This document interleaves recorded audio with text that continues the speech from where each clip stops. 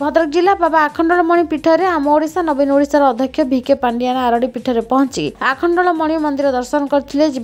विरोध करी विरोधी बीजेपी और सेवायत यह अपवित्र बोली गोबर पानी और गंगाजल सिंचन करने सहित बीजेपी नाराबाज करथिले। भिके पांडियान जो गोमांसकारी कामिया जानी को जगन्नाथ निकट में प्रवेश कराई भारतीय संस्कृतिर परंपरा को नष्ट करुछंती। तेणु पांडियान जो मंदिर को जिबे एहिपरि भाव बीजेपी विरोध करी गोबर पानी और गंगाजल सिंचन करने को बीजेपी नाराबाजी करिबो बोली चेतावनी दैछंती। इंडियन जा करिसंती जगन्नाथ मंदिर तार प्रतिवाद रे आमे सेवायत तरफ तो प्रतिवाद करूछु। आज तार शुद्धिकरण करूछु जे से एमिति प्रत्येक मंदिर जाउछंती। तापर आज जो दर्शन माने जो भक्त माने आछंती 2 घंटा बंद कराइछि। मंदिर समस्तिक पई समस्तिक अधिकार अछि। ता अर्थ न जे ताकू 2 घंटा लोकन को एटी बंद करा जिवो तांको पई 2 घंटा समय देजो। एटा को हम तीव्र विरोध करूछु एवं शुद्धिकरण प्रक्रिया हमर तीव्र प्रत्येक मंदिर मध्ये शुद्धिकरण रहिबो।